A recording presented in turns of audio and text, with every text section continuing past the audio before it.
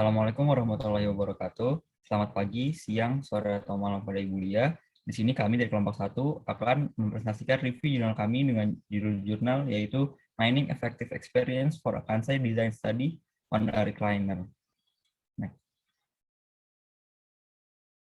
yang pertama adalah pendahuluan. Seiring berkembangnya teknologi pada pengembangan produk, proses diferensiasi terkait performa, fitur, harga, dan lainnya menjadi lebih kompleks. Maka kemudian perusahaan dan pengembang produk lebih memfokuskan untuk mengembangkan produk yang memenuhi kebutuhan aktif pelanggan. Salah satu metode analisis kuantitatif untuk mengetahui kebutuhan afektif pelanggan adalah melalui Kansai Engineering. Kansai Engineering telah mengembangkan berbagai metode pengumpulan kosakata afektif untuk mengukur emosi pelanggan atau kesan atau impresi terhadap produk. Teknik yang sering digunakan pada Kansai Engineering adalah studi literatur dan wawancara. Namun, penggunaan teknik tersebut berpotensi mengalami beberapa masalah. Yang pertama adalah bias pada kata kerja afektif karena adanya subjektivitas, perbedaan gender, ataupun budaya di antara para interviewee. Kedua, seringkali terjadi sedikitnya subjek eksperimen karena sifat alami dari tes eksperimen pada Kansai Engineering. Nah, metode text mining dapat menjadi solusi atas masalah tersebut, di mana metode text mining memastikan bahwa kata-kata yang dipilih untuk evaluasi tidak menyebabkan kebingungan secara semantik apapun bagi end users, dan bahwa kata-kata tersebut mudah dipahami sehingga memudahkan tes evaluasi. Next. Lalu ada pula studi yang berkaitan dengan penelitian ini. Yang pertama adalah Kansai Engineering. Kansai Engineering dapat didefinisikan dengan mendeskripsikan emosi konsumen mengenai suatu desain produk. Tujuan dari metode ini adalah untuk menentukan parameter desain secara sistematis berdasarkan evaluasi sensorik. Dan dalam proses new product development sendiri, Kansai digunakan untuk mengurangi lead time dan sebagai standar untuk desain-desain selanjutnya. Terdapat dua aspek utama yang dipertimbangkan pada Kansai Engineering. Yang pertama adalah ruang semantik, dan yang kedua adalah properti produk atau layanan. Lalu, Kansai sendiri memiliki 3 langkah, yaitu mengumpulkan kata atau variabel afektif atau kosakata, lalu memilih kata Kansai dan mengumpulkan data. Untuk metode pengumpulan variabel afektif sendiri dapat digunakan dengan tinjauan pustaka dan wawancara. Dan saat ini sering digunakan pula metode FGD dan data mining.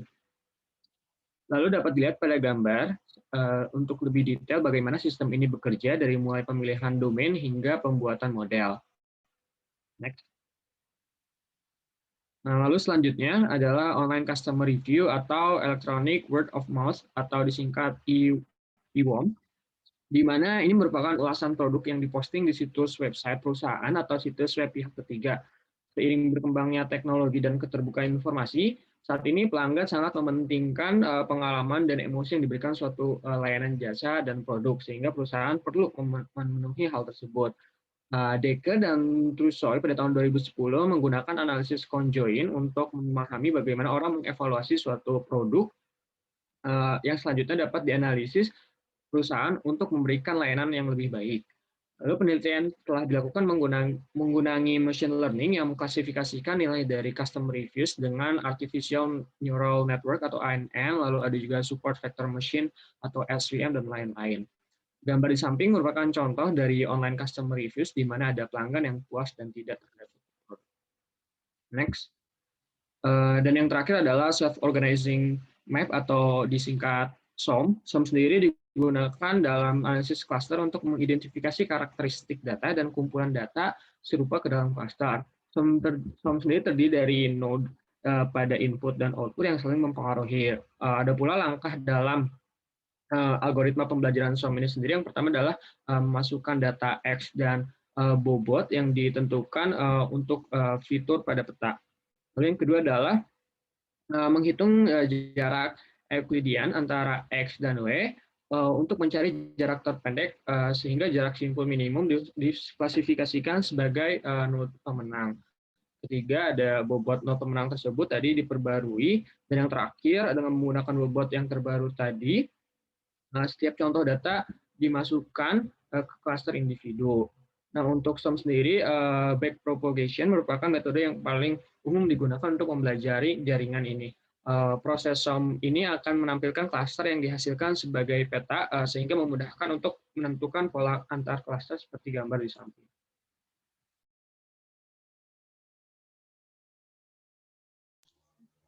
Selanjutnya kita akan bahas tentang metode yang digunakan pada jurnal berikut.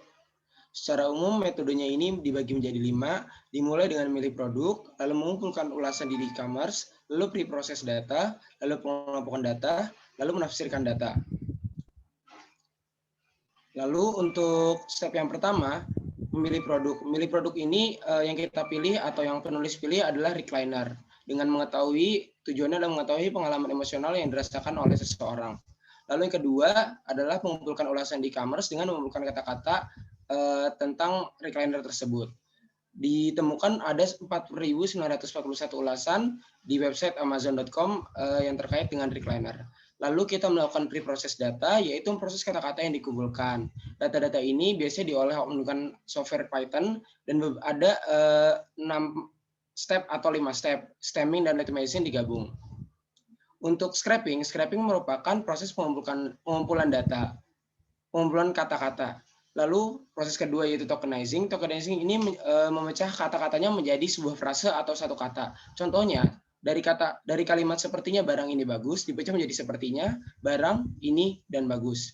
Lalu stop for filtering, seperti namanya filtering yaitu penyaringan kata-kata yang tidak berhubungan dengan kata yang diinginkan. Lalu melakukan post tagging yaitu pemberian jenis-jenis kata seperti noun, verb, adjective, dan lain sebagainya. Lalu stemming dan legitimizing yaitu mengubah kata-kata menjadi paling dasar. Sebagai contoh, transportizing menjadi transport. Lanjut. Selanjutnya ada metode statica analysis di mana digunakan dua paket MATLAB, yaitu Soundbox dan Sophist. Nah, pada Soundbox ini digunakan histogram untuk mengidentifikasi user experience dari kursi. Histogram sendiri merupakan penanda yang merepresentasikan unit yang paling cocok dari data yang ada. Sementara Soundbox adalah salah satu software dari MATLAB yang tugasnya adalah mengungkapkan hasil dari Soundbox dalam bentuk visualisasi data. Next. Berikutnya adalah hasil dan diskusi dari jurnal ini. Ini berikutnya adalah hasilnya. Next. Nah, dapat dilihat terdapat analisis frekuensi online yang dapat dilihat. Analisis frekuensi digunakan untuk mencari key efektif dari online review dari kursi. Nah, vocabulary seperti good dan great dihapus, dan juga vocabulary seperti easy dan useful dihapus. Dan dari tabel tadi dapat dilihat hasilnya terdapat 44 parameter efektif, yaitu sebesar 12.143 kata, dan frekuensi kata dengan frekuensi tertinggi yaitu comfort, lovely, dan nice itu sebanyak 2.943, 1.413, dan 1.078 masing-masing. Sementara kata negatif sebanyak 54, kata satisfy sebanyak 56, dan durable sebanyak 56 berada pada frekuensi terendah. Next. Nah, selanjutnya pembahasan hasil dari SOMAP. SOMAP menganalisis data untuk mengidentifikasi kelompok efektif untuk kursi. Nah, pada SOMAP ini bagian-bagian dari kata itu terbagi menjadi 15 bagian. Next. Nah, dapat dilihat di tabel 2 berikut pembagiannya, dan kalau dapat dilihat juga pada kelompok C1 yaitu jumlah yang memiliki review paling banyak adalah kata comfort, yaitu sebanyak 541 kata. Dan pada kata yang paling jarang muncul adalah high dan large pada C4 dan C5. Next. Jika kita lihat persebaran variabel secara individual, setiap variabel sebenarnya memiliki bobot yang sama-sama tinggi, namun persebarannya yang berbeda-beda. Seperti comfort tersebar di setengah peta, sedangkan lovely tersebar secara merata di berbagai daerah, lalu sturdy dan cheap hanya diidentifikasi di area tertentu pada SOMAP, dan vibrant dan lovely didistribusikan di area yang tertentu pada peta, namun tetap memiliki bobot yang sama-sama tinggi. Hal ini menunjukkan bahwa experience yang dirasakan oleh pengguna memang beragam, yang disebabkan pula oleh beragamnya tipe pengguna yang merasakan produk. Oleh karena itu, setiap variabel yang ditemukan semuanya harus tetap dipertimbangkan. Next. Tujuan dari penelitian ini adalah untuk mengetahui variabel yang efektif terkait pengalaman penggunaan produk dari data review end user. Dan hasil penelitian menunjukkan bahwa beragam variabel efektif muncul dalam penggunaan produk ini, dan masing-masing variabel perlu dipertimbangkan. Next. Oke, selanjutnya adalah kesimpulan dari jurnal review ini. Yang pertama, tujuan dari penelitian ini adalah untuk mengusulkan metode pengumpulan variabel afektif secara efisien dan efektif untuk Kansai Engineering atau Kansai Design dengan memanfaatkan teknik text mining dan SOM. Hasil utama dari penelitian ini adalah, yang pertama, dipastikan bahwa variabel afektif yang paling umum adalah kenyamanan saat pelanggan menggunakan kursi. Kedua, dikonfirmasi bahwa bentuk visual, bahan, dan sentuhan kursi memengaruhi kenyamanan yang dirasakan saat menggunakan kursi. Sehingga dapat disimpulkan bahwa SOM adalah metode yang cocok untuk menghasilkan effective experiences pengguna yang diekspresikan dalam big data seperti melalui ulasan online. Karena hasil SOM tidak hanya memberikan kosakata, tapi juga ide-ide yang dapat mendorong desain yang lebih efektif dengan memungkinkan desainer dan peneliti untuk memeriksa pengalaman atau latar belakang yang terkait dengan kosakata. Next. Sekian presentasi dari kami. Mohon maaf apabila ada kekurangan. Terima kasih. Assalamualaikum warahmatullahi wabarakatuh.